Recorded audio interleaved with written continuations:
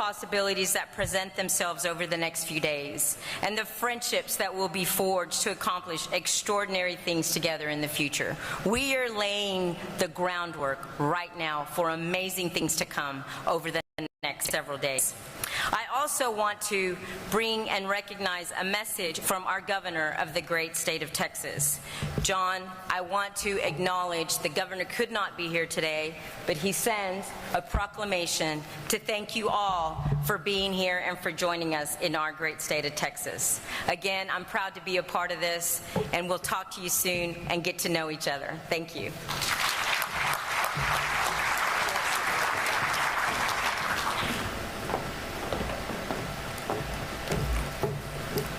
Thank you so much, Arcelia. It is now my great honor and privilege to welcome the head of the United States government delegation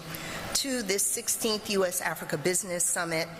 a member of President Biden's cabinet, and someone I feel very blessed and fortunate to count as a colleague and a personal friend, the Honorable Linda Thomas Greenfield, the United States Permanent Representative to the United Nations. Ambassador.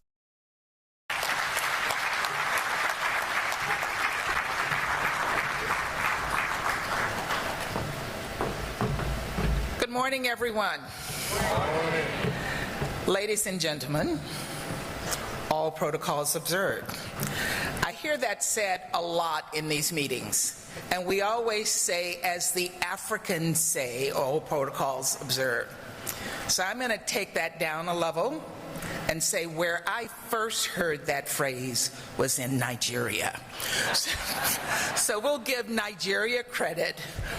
for that. As the Nigerians say, all protocols observed. Let me start by welcoming all of you.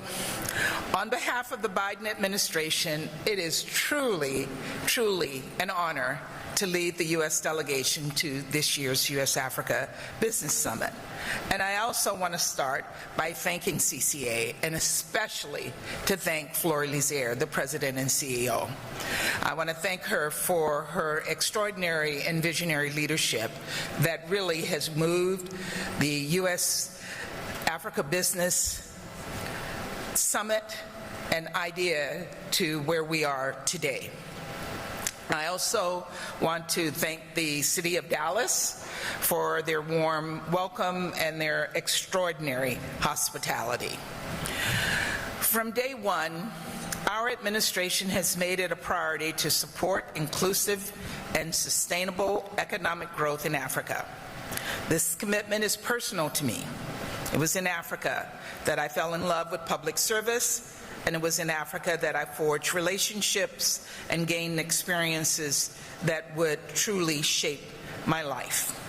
So I feel very much at home in this audience. I feel like I have come home, having spent most of my life on the continent. As a career member of the Foreign Service, I served across the continent of Africa, including as ambassador to Liberia and as Assistant Secretary of State for African Affairs. And now I have the distinct honor of serving as the U.S. Ambassador to the United Nations. And yes, we have brought the UN to Dallas. In all of these roles, I have seen the inextricable link between democracy and development, that freedom, stability, and equality beget economic growth, and economic growth increases freedom, stability, and equality, that development progress is sustained by good governance,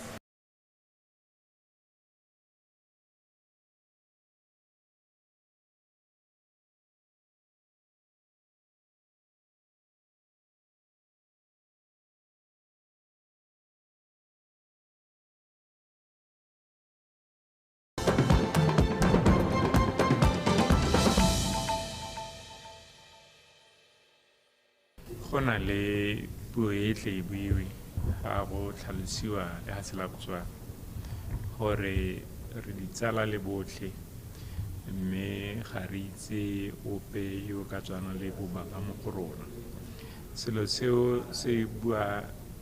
thata ka tirisanyo tsa mahatshe a mangwe le lehatshe la Botswana. ke gone mo bonang re kgona gore re bidiwe re lehatshe la Botswana re tle go tsereganya wa gakologela gore maloba ko lehatsheng la Mozambique ha go tla isiwa masole a SADC e ne lehatshe la Botswana le reng a re ipaakanyeng le re kagiso ka gore go sena kagiso le tshireletsego ga gona jaaka kgaolo ya SADC e ka tlhabologa yaanong tirisanyo le mahatshe a mangwe le lehatshe la Botswana ke selo se se botlhokwa ka gore ke tsone dilo tse e leng gore di tshegetsa loago lwa itsholelo e sengela mo lehatsheng la Botswana mo mahatsheng otlhe yaanong go botlhokwa no bua ka gore re mo legatong la bohelo la loeto lwa ga Tautona ke boammaaruri maloba ha re buisana re le ko Boston ngwe tsa dilo tse ne di buiwa ke dilo tsa maranyane le ka ha re ka dirisang dipatlisiso go tla ka dithoto le go di rekisa thekiso gantsi ke yone ke re na le kgwetlho le yone ane re bona bana le batho ba tswang mo lehatsheng lotlhe ba kgoboganetse ko sekolong sa MIT se le la dikolo tse e leng gore ke tse di tseelwang ko godimo thata ane re batla gore re nne le kgolagano le sone yaanong ha re tla ka dikitso tsone tseo tse ne re kopana le tsone ko Boston re tla mo toropong e ya Dallas ko e leng gore tlile go tsenela phuthego ya US Africa Business Summit e ngwageng ono heta re re tshegetse ko Botswana ebile le dipoelo mo go rona re le Batswana a e ka tswa le ba go iba ba botlana a e ka tswa le Batswana ba nne ba kgona go simolola go buisana le dikgwebo tsa kwano ke selo se se botlhokwa wa gakologela gore morago go ne ga begwa mo bobegadikgang gore dikomponi dingwe yaka ya Access e setse e simolotse go beeletsa ko Botswana ba hirile Batswana sologelo ke gore jaaka re tsile gompieko re busa dinao kana ne re patelesega gore re tle ka gore ha ne le wena o tshwereng lonyalo ya re lo jwa ko ga Mmamosetsana o patelesega gore o nne teng yaanong tota ne re buse dinao jalo Tautona o tla bana le botautona ba bangwe ba ba tswang ko kontinenteng ya Afrika ba e leng gore ba tsile phuthegong yone e mme le rona ga re a tlagela re iphotlhere Tautona o na le Batswana ba dikgwebo ba tsileng le bone gore ba tle go iponela se se iragalang ba le mo lehatsheng lone la America gore ba kopane ba golagane le bagwebi ba gore ka kgolagano eo ba kgone gore ba ye go ira dikgwebo kana bodiredi jwa ditiro ko Botswana tona wa tsa itsholelo kana tsa papadi re Kgafela ene o tla atolosa kgang eo mme hala se se botlhokwa ke gore Tautona tle go kopana le bone ba CCA ba buisane ka tsa dikgwebo ha godimo ga moo re na le diphuthego tse e leng gore di rulagantswe tse di ko thoko jaaka sekai Tautona wa go kopana le moemedi wa America ko United Nations ko e leng gore ba go bua ka tsa lekgotla nngwe ya dilo tse Botswana e tlhamaletseng thata mo go tsone ke gore United Nations bogolo jang Security Council must be reformed gore ditshwetso tse di tsewang e be re di tsere rona re le maloko a teng re tsewa ka go lekalekana mme wa go bua gape le ka ha re ka thusanang ka teng le lehatshe la America bogolo jang mo mererong yone ya lekgotla la mahatshehatshe Tautona gape wa go kopana le ba e leng gore ba na le kgatlhego mo gore re tshwaragane le bone mo go hetleng motlakase ka marang a letsatsi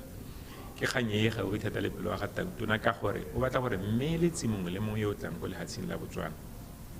e be e se yo o tlang go tsahela tsamaya be le yo tleng go tshwaraganela le rona tiro ya go ira tsone ditirelo tseo mme le boitseanape jo bo tla irwang bo tswa mo ditirelong tseo e be ile gore ke jo Motswana mongwe a ka reng ke na le seabe mo boitseanapeng jo Tautona gape mma wa go kopana le ba SpaceX ke komponi e monga yone e leng Elon Musk yo o itsegeng thata ka go dira ka maranyane dikoloi tsa metlakase mme mo gompiekong ba tla ba itebagantse le gore a Botswana e kana le kgatlhego mo gore di-satellite tse ba nang le tsone re kgone gore re di dirise kana ke dilo tse leng gore di tsamaisa melaetsa le tse dingwe mme re lebeletse gore moalo wa rona wa tsamaiso le molao o ne o letla eng le gore batswana ba tla ungwelwa ke eng ko bohelelong mma Tautona o na le thulaganyo ya gore yaka e le tlwaelo a kopane le batswana ba ba ka tswang ba le mo tikologong eno e kwano bogolo jang mo stateng se sa Texas gate dipalo di teng ba setse bangwe ba supile gore ba tla nna teng mme ke nako ya gore a itse gore bone ba irang kwano a ba bolelele ka tse di iragalang ko gae a ba rotloetse le gore kana ikwadisitswe ditlhopho ya bolelo ka di-20 gore ba e leng gore ga ba ikwadisa ba ye go ikwadisa ba ire boikarabelo jwa bone le batswana gore ba tlhophe puso e ba e batlang mme ga ke soboka mo loetong lo ga Tautona le ga ise lo wele lo nnile le boboloka kana lo ngwile ka gore tse re di tsereng ga yaka ne ke bua ka ba MIT ba se ba dumalane gore ba tla go lehatsheng la Botswana ba tla go kopana le bagwebi ba botlana ba bona gore ba ka ba thusa ka gore ba na le madi a e leng gore ba ka ba thusa gore ba rudise dikakanyo tsa bone bogolo jang tsa dikitso tse di go godimo le gore ba ka ba ruta yaka bontsi jwa ba re kopana le bone they are MBA students mme e le di-entrepreneurs gore ba ka ira yang ko Botswana ka gore bana ba rona ba nyoretswe dikitso tsone tseo.